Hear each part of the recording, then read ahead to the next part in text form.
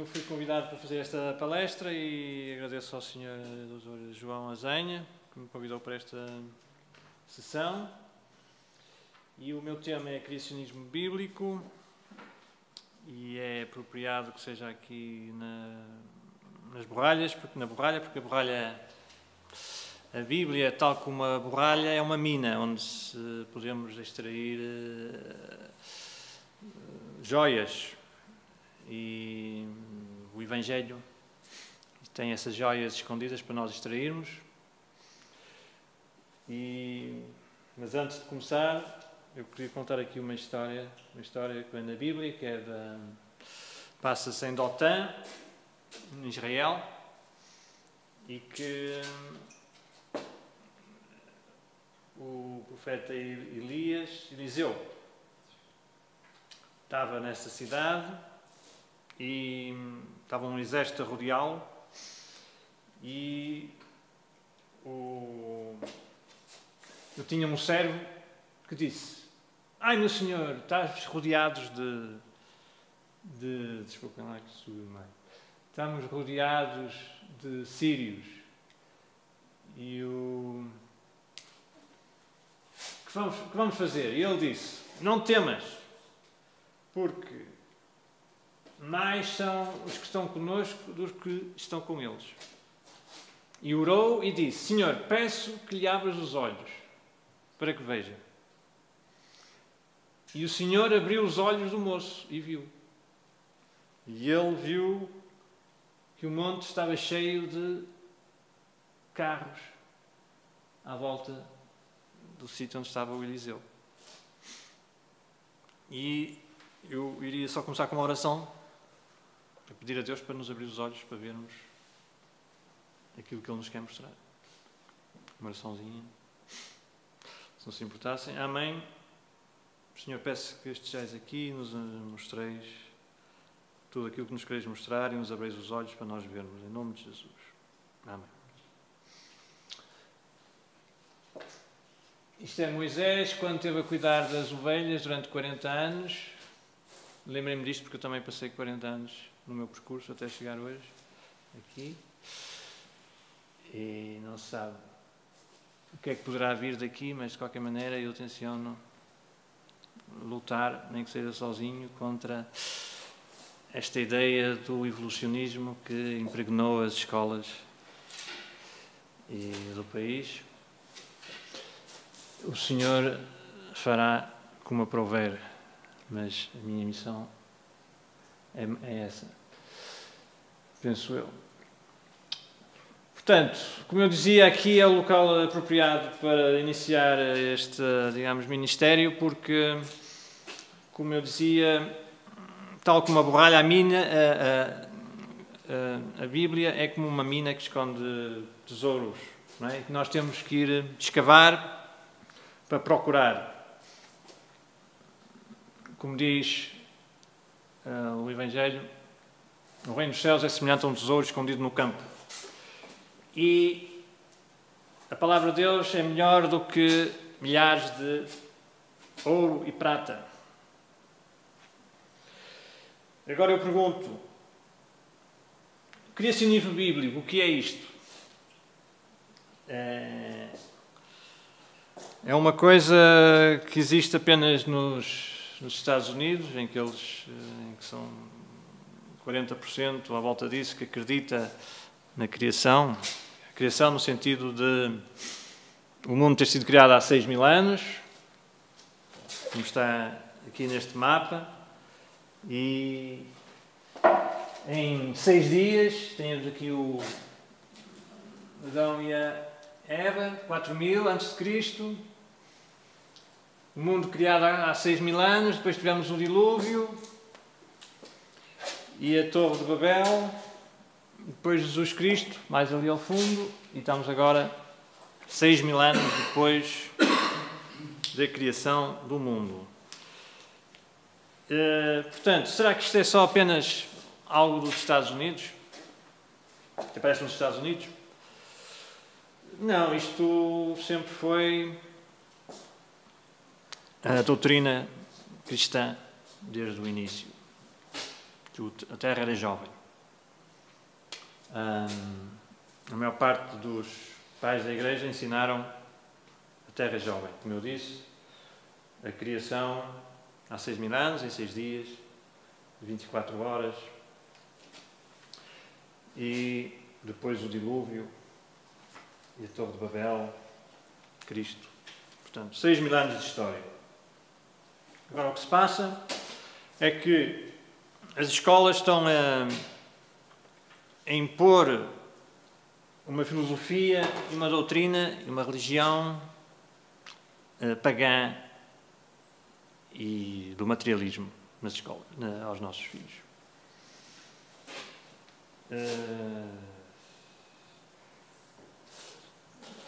Em alguns locais onde onde o movimento tem mais expressão, já não falando só dos Estados Unidos, também no Reino Unido, até proibiram o ensino do criacionismo. Esta teoria, o criacionismo incomoda muita gente. A União Europeia já passou um comentário, uma diretiva a criticar o criacionismo. Vá-se lá saber porquê. Se isto é uma ideia tão tola, porque é que as pessoas estão tão preocupadas com o criacionismo? Nós, como os cristãos, temos que temos que ser o sal da terra, temos que derramar o sal não contaminado pelos nossos filhos. Quando nós começamos com uma fundação na Palavra de Deus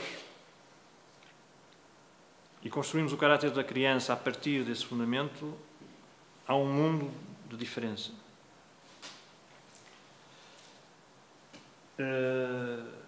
Temos que lutar pelas almas dos nossos filhos. Infelizmente, muitas igrejas e denominações abandonaram o ensino e a mensagem que Jesus Cristo disse para nós passarmos. E Paulo admoestou, como viram há pouco, que o Espírito expressamente diz que nos últimos tempos apostatarão alguns da fé, dando ouvido a espíritos enganadores. E também diz que, de maneira nenhuma, nós devemos pensar que a segunda vinda de Jesus Cristo será antes que haja essa apostasia. Eu já vou explicar o que é a apostasia. Do pecado, filho da perdição. Alguém sabe quem é este homem? Já ouviram falar? Chama-se o Anticristo. Nós estamos agora... Muitas pessoas consideram que estaremos no tempo do fim. Estamos a assistir à criação de um governo mundial, de alguém que governa a nível mundial. Depois, primeiro estamos a assistir a este caos de guerras e problemas económicos e supostamente climáticos, alguns deles inventados, muitos deles feitos de propósito. Mas está-se a criar a condição para aparecer o filho da perdição, que é o Anticristo, o qual se opõe e se levanta contra tudo o que se chama Deus, ou se adora. Estamos a assistir à perseguição do cristianismo, neste momento. As pessoas podem não estar atentas, mas a informação pública e dominante pode não falar sobre estes temas, mas estão a acontecer muitas situações ao redor do mundo em que se está a sacralizar o sagrado, no sentido de não se tolerar a veneração a Deus. Está-se a criar esse ambiente para preparar a vinda do homem da perdição. Portanto, a apostasia é o afastamento definitivo de uma fé que nos foi passada, onde nós crescemos numa fé e renegamos essa fé. Chama-se apostasia. E qual é a solução para essa apostasia? É manter-nos fiel à palavra de Deus, que é o meu objetivo, é reforçar a fé e dizer que a Bíblia é credível e que este livro é a verdade. Alguém quer ler aqui uma frase bíblica sobre Jesus Cristo? Alguém? Eu posso ler.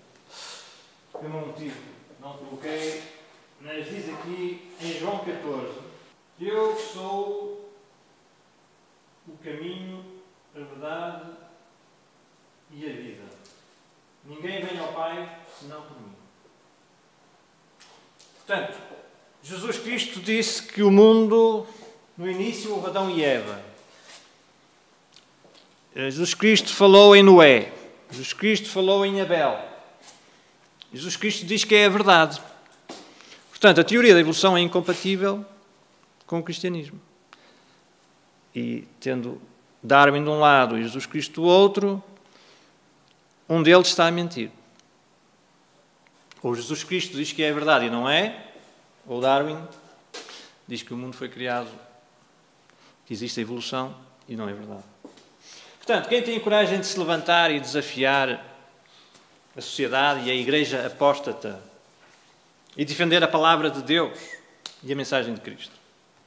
Essa é a pergunta que nós mais que nunca precisamos nesta época em que estamos a viver. É curioso, estamos a viver, segundo a opinião de muitos, o tempo final da história da humanidade e parece que não há ninguém ou pouca gente que se queira levantar pela palavra divina. Portanto, indo então para os nossos tema segundo, o que aconteceu aos dinossauros? Temos aqui uma fotografia de um pterossauro. Não é um dinossauro, mas viveu no tempo dos dinossauros e supostamente teria sido extinto na altura dos dinossauros. E isto foi feito na época da Guerra Civil.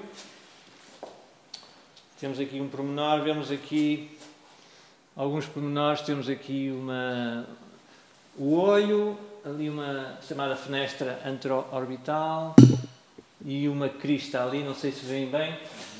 E temos aqui um exemplo no museu.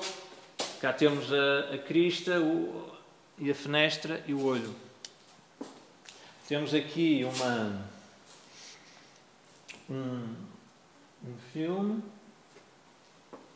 deste animal. Não me parece ser uma montagem, é possível, mas de qualquer maneira temos aqui um filme do que parece ser um pterossauro com aquela crista. Reparem, estão a ver aquilo ali este prolongamento ali na cabeça, as asas. Será uma montagem? Não sei. De qualquer maneira, não se pode dizer que não existem indícios de seres supostamente extintos. Portanto, mesmo que aparecesse um dinossauro vivo, os céticos continuariam a acreditar na teoria da evolução. O problema não é falta de provas. Jesus Cristo demonstrou a verdade das suas palavras ao levantar Lázaro do sepulcro. Mas mesmo então, muitas testemunhas visuais recusaram-se a acreditar e queriam matar Jesus Cristo.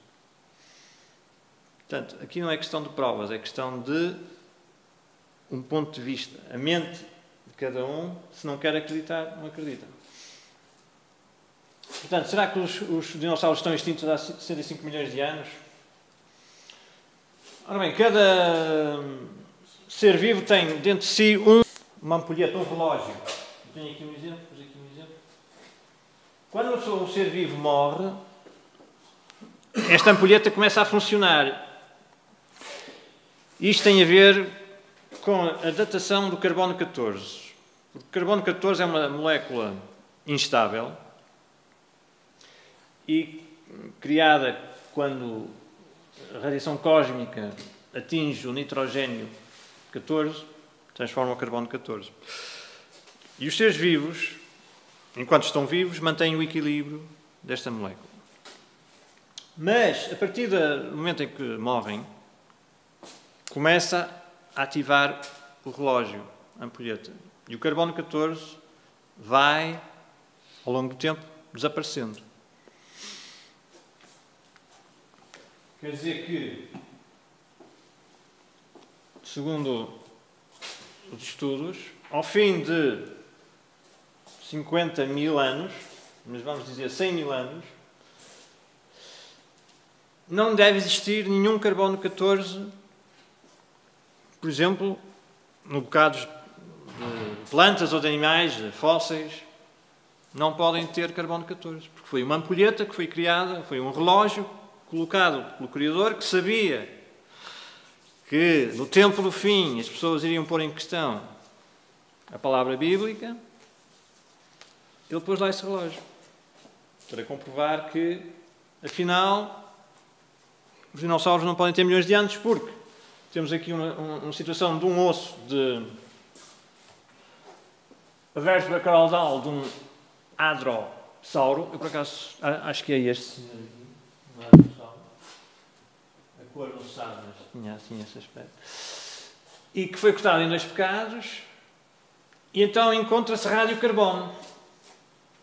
Ora, o facto de se encontrar este carbono, que é o carbono 14, demonstra que refuta essa atribuição de deidade. Portanto, o animal não pode ter mais de 100 mil anos. Quer dizer que os dinossauros não morreram milhões de anos atrás, mas viveram juntamente com o homem. E o homem registou a atividade dos dinossauros e a sua aparência física em vários registros, tanto antigos como recentes. Temos aqui os dinossauros a entrarem na arca. O mundo é coberto com as águas, portanto estamos aqui nesta altura. Dilúvio, há 4.300 anos, mais ou menos, né? Temos aqui o Adão, o dilúvio. E, por falar nisso, a história da humanidade pode-se dividir em 3 períodos de 2.000 anos, de Adão a Abraão. Está alguns aqui, não está ali. E depois de Abraão a Jesus, Jesus até agora. 2.000 anos. O que aconteceu aos dinossauros quando saíram da arca? O que aconteceu foi que tinham 2 problemas. O clima mudou. Portanto, era um clima mais ameno, mais propício à vida, com mais oxigênio. E o segundo problema é que nós começámos a matar os dinossauros. Como eram ameaçadores, nós matamos os animais que nos ameaçam. Se isto estivesse rodeado de ursos, como antigamente poderia estar, ou com leões, nós iríamos, com certeza, ir à caça dos leões. E quem matasse um leão iria ser o herói da aldeia. Existem milhares de lendas de pessoas que viram dragões. Temos aqui um senhor evolucionista chamado Carl Sagan a dizer que a disseminação de mitos sobre dragões não é provavelmente por acaso. Portanto, os mitos estão disseminados em todo o mundo. A palavra dinossauro só foi inventada em 1841 por Richard Owen. Antes disso, eles eram chamados de dragões. Temos aqui o Richard Owen, que foi o primeiro diretor do Museu de História Natural e um grande crítico da teoria da evolução. Temos aqui também este exemplo de dinossauro. O que é que lhes parece isto? chama-se Dracorex hogwartsia.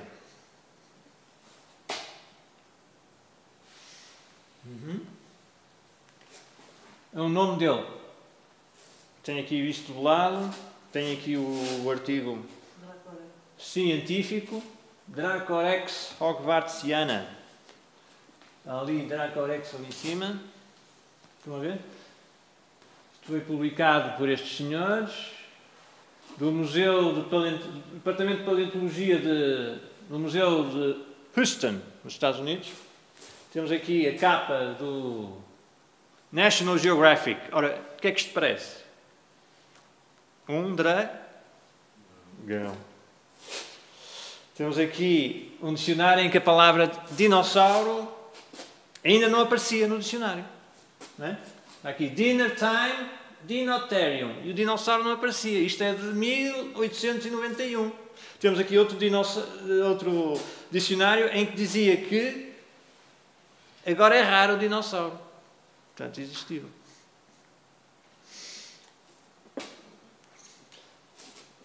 Passamos aqui para a história do Behemoth. Behemoth. Quem é o Behemoth? Pouco tempo depois do dilúvio, Deus estava a mostrar a um homem chamado Jó a sua grandeza como Criador. E então lembrou do maior animal que ele tinha feito.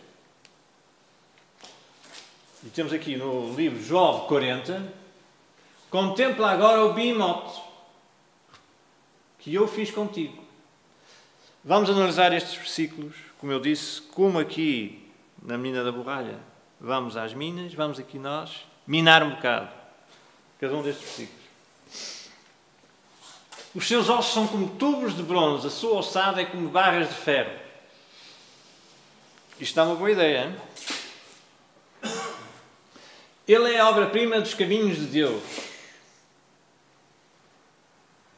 Obra-prima sugere que era o maior animal terrestre que Deus tinha feito na altura. Que alguma vez fizeram. Quando quer, move a sua cauda como cedro. Ora, não sei se conhecem o cedro. São árvores grandes. Contudo, em muitos comentários bíblicos, as notas de rodapé dizem que o Behemoth seria possivelmente o hipopótamo ou o elefante. Temos aqui, por exemplo, ou o hipopótamo. Pôs aqui um asterisco, contempla agora o Behemoth e traduziu como hipopótamo. Ora, este senhor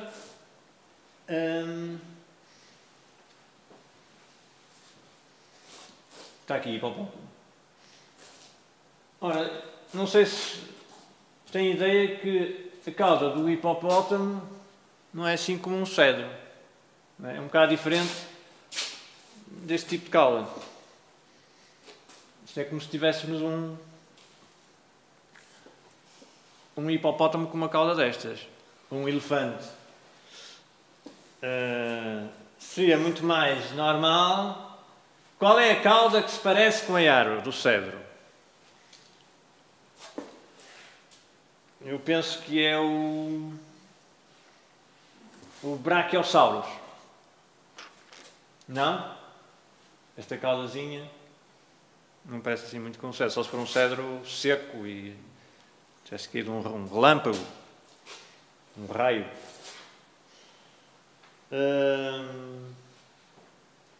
Também é interessante saber aqui isto. Contempla agora o Behemoth que eu fiz contigo. Que eu fiz contigo. Portanto, como eu disse há pouco, Deus sabia que o tema dos dinossauros iria ser um dos mais importantes para a discussão entre a criação versus a evolução. Por isso é que dedicou tantos versículos a este tipo de dinossauro. Isto quer dizer que os homens e os dinossauros conviveram juntos. Temos aqui um dinossauro bonito.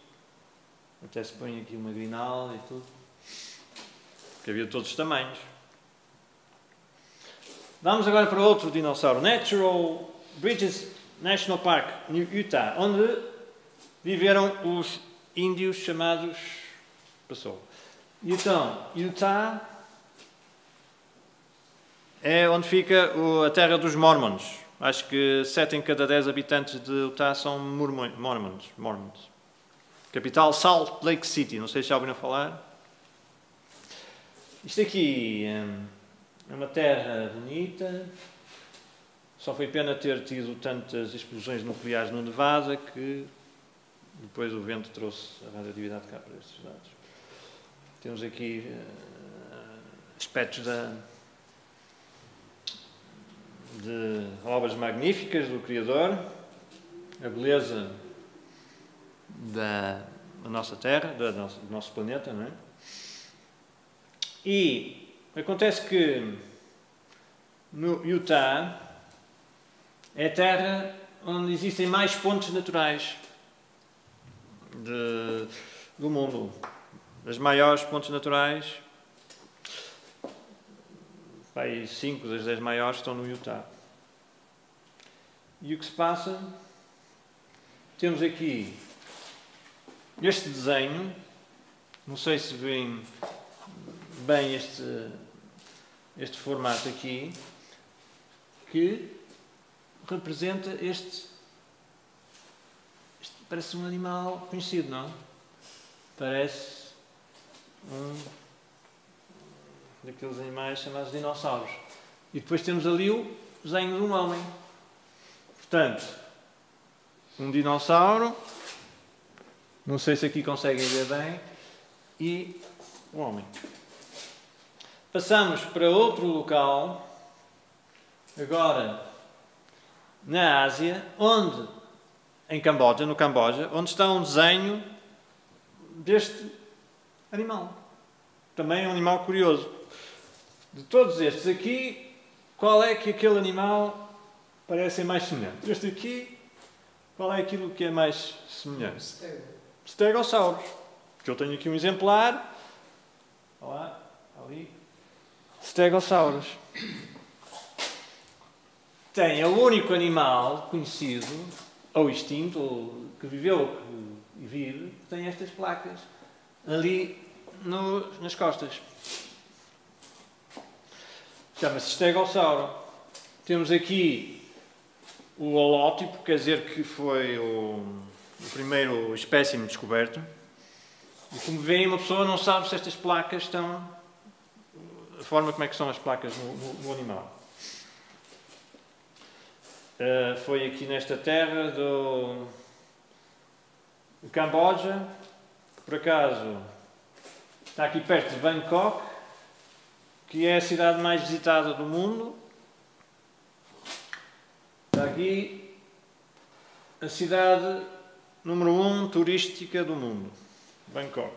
Ao lado tem este templo do Taprom, que foi dedicado na altura em que Dom Afonso Henriques morreu. Tem este aspecto. E cá está estes medalhões com animais vivos, como eu vou mostrar aqui.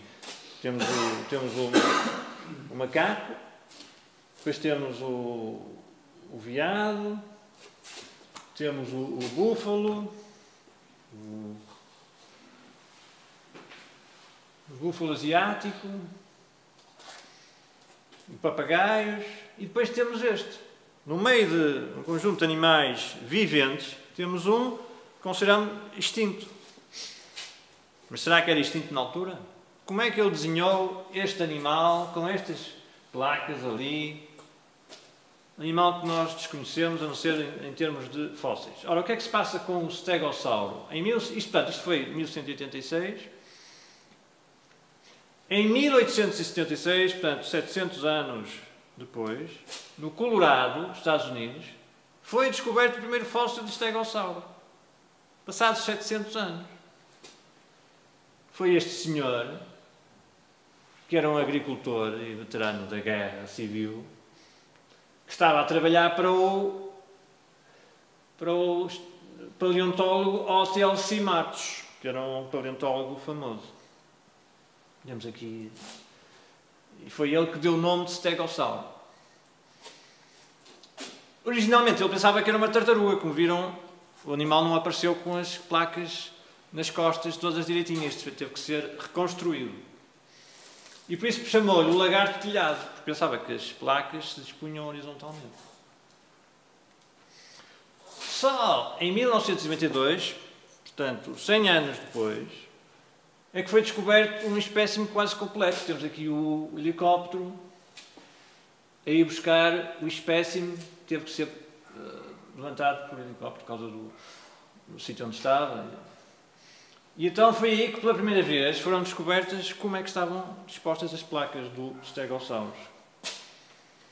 Aqui em Portugal foi descoberto um estegossauro na Lourinhã. Foi a primeira vez que apareceu um destes animais fora da América do Norte. O descobridor, ou não foi o descobridor, mas foi quem fez o trabalho científico, foi o Dr. Otávio Mendes Mateus.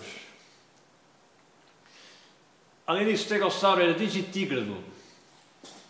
Portanto, apoiava os dedos e não a planta dos pés. Nós somos plantígrado. O estegossauro andava na planta dos pés. Agora reparem, aqui os pés dos stegossauros também inclinados. É um pormenor também curioso. Portanto, temos 1186 este animal. Em 1992, pela primeira vez, descobrimos que havia um animal assim. Interessante, não? O túmulo do Bishop Richard Bell,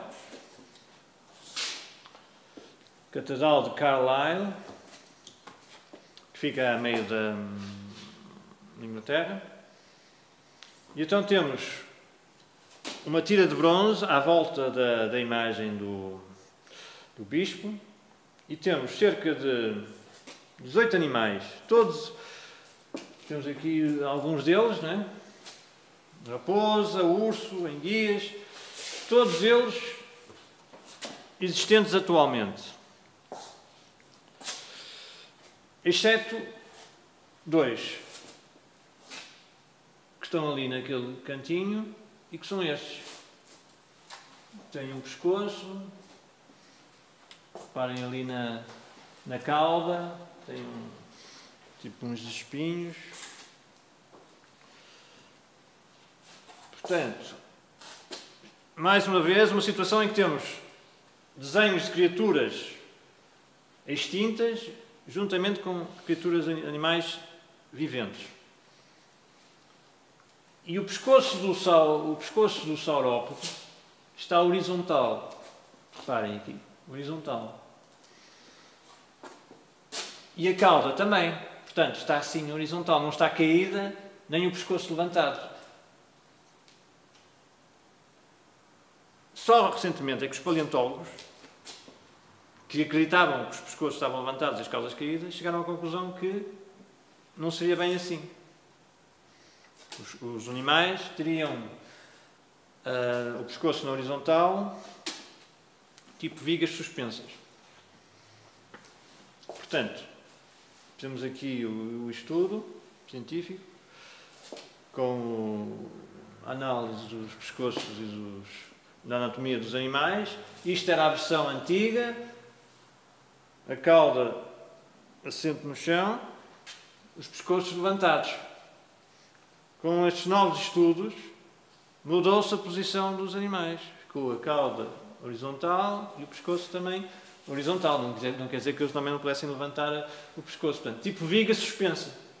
De tal forma que, por exemplo, no Museu Natural de Londres, eles tinham lá durante quase 100 anos um espécime chamado Dipi, Diplodocus, algo assim.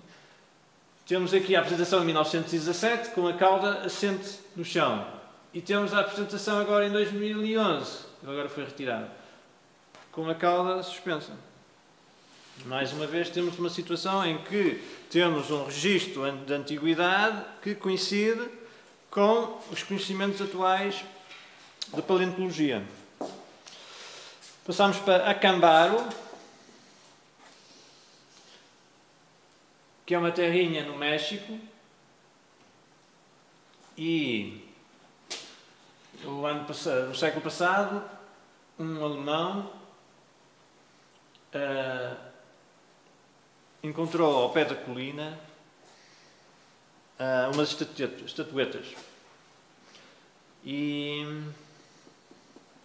encontrou uma coleção de cerâmica debaixo da colina. E tinha milhares de anos de idade. Era uma tribo indígena. Portanto, as estatuetas foram atribuídas a uma tribo indígena que teria vivido há milhares de anos. E temos aqui algumas das estatuetas. Temos aqui o nosso amigo Stegossauro, por exemplo. Temos aqui mais exemplos de estatuetas. Temos aqui uma em que temos um homem em cima de um aparente dinossauro com 3 cornos aqui. Mais estatuetas. Temos esta aqui com este aspecto também de dragão. Várias em que apresentam uma postura vertical, porque além de andarem assim, também se podiam pôr de pé. Só também recentemente é que se chegou à conclusão que estes animais também se podiam pôr nesta posição. Este material foi estudado em termos de radiocarbono, como eu disse, o carbono 14, e chegaram à conclusão que teriam estas idades. Sofreram ainda mais um estudo, desta vez com termoluminescência, e todas chegaram a este valor. Portanto, estatuetas com 2500 anos de idade, a representar animais que só agora, recentemente, nós conseguimos reconstruir, os dinossauros. Temos aqui a reconstrução do primeiro dinossauro descoberto, Iguanodon. Isto era em 1850, isto em 1895 e chegamos a 2000. Portanto, vejam o progresso, o mesmo animal, com o aumento do conhecimento sobre o mesmo, sobre o animal e sobre a paleontologia, evoluiu até chegar a este desenho atual e que, reparem neste, é semelhante. Temos aqui várias semelhanças. Isto feito 3000 anos antes e atrás. Para terminar, temos o DNA em dinossauros. E eu faço aqui uma pequena pergunta. Se nós encontrarmos um tesouro num galeão e tiverem moedas com estas idades, a pergunta é: quando é que o galeão naufragou? A resposta é evidente que foi um naufrágio posterior a 1750. Porque, ora, da mesma maneira, se podemos abordar a questão do DNA, o DNA é uma biomolécula que decai, portanto, vai desaparecendo, tal como o carbono 14, em função da temperatura. Temos aqui a temperatura, portanto, a uma temperatura, suponhamos, de 10 graus centígrados, média, ao fim de 350 mil anos, milhares de anos, o DNA desapareceu completamente. Já não existe DNA.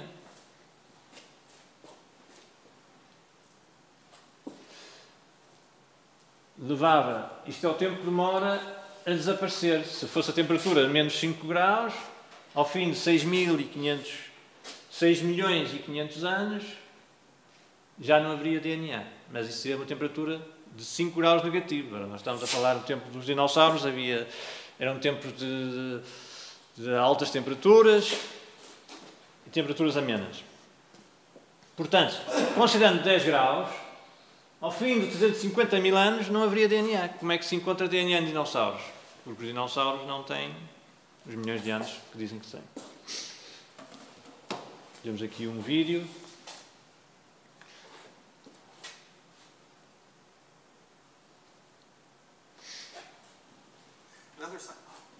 Opa, ia falar. Fala. Diz, não? Another scientific discovery that powerfully refutes the evolutionary timescale is the discovery of soft tissue in dinosaur bones.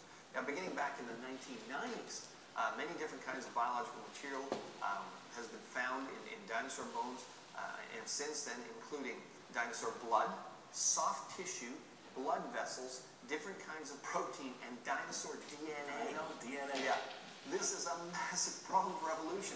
All of this material should have been disintegrated, from dinosaurs. They existed 65 million years ago. How can it still be there? Absolutely. Scientists have suggested that if the bone, with all that biological material inside, could be frozen solid, DNA may last 6.8 million years. 6.8 million. Not 65. No, not 65. By which, at that time, it would be fragmented into single letters. But it wasn't frozen solid. One of the main dig sites for this stuff is in Montana. For details, have a look at this link here, creation.com/dino-DNA bone cells.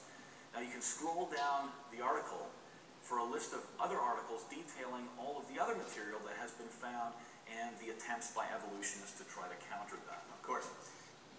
A implicação do DNA e do carbono 14 é que estes seres vivos não podem, estes restos de seres, de animais, não podem ter os milhões de anos que estão atribuídos.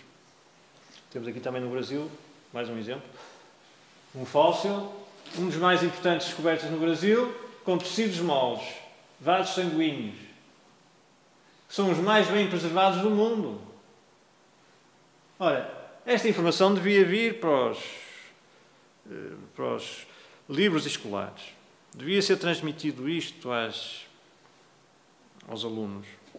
E não apenas a informação de que a evolução é um facto e ninguém pode pôr em questão que nós viemos de uma rocha, passados, que apareceu há 4 bilhões de anos. Não pode ser. Já não vou falar das perseguições que fazem aos cientistas que descobrem estes materiais, se eles põem a suposição de que os restos que eles descobrem têm idades muito recentes, são despedidos, são perseguidos. É esta a situação a nível científico hoje em dia. Portanto, resumindo e concluindo, temos os dinossauros criados com o homem no 6º dia. O homem foi criado no 6º dia. Depois, a queda. Quando Adão e Eva cometem o pecado original, os dinossauros viram carnívoros e começam as guerras e a destruição. Depois o dilúvio, em que os dinossauros são a maior parte deles destruídos, exceto aqueles que seguiram na arca. Depois são desaparecidos, sobreviveram alguns através da arca de Noé, mas com o tempo foram sendo perseguidos e desapareceram. Depois são descobertos. Agora, a partir de há 2 séculos atrás, são descobertos e reconstruídos e agora são considerados uma ficção com milhões de anos. Isto em inglês parece que tudo com a letra F e por isso é que eles fizeram este desenho dessa forma. Portanto, a Bíblia diz para nós deitarmos fora os deuses estranhos e inclinarmos o nosso coração ao Senhor, Deus de Israel. E não vos vireis para os ídolos, nem façais deuses de fundição, a evolução, tudo veio do nada explodiu e de repente apareceu o universo, essas teorias completamente absurdas e tolas.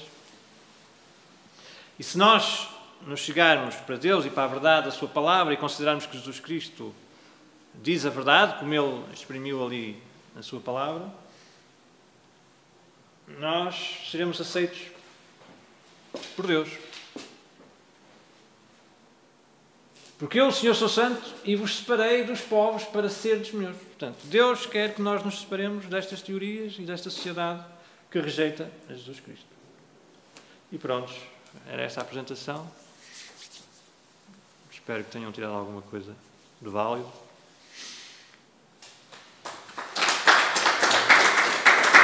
Muito obrigado.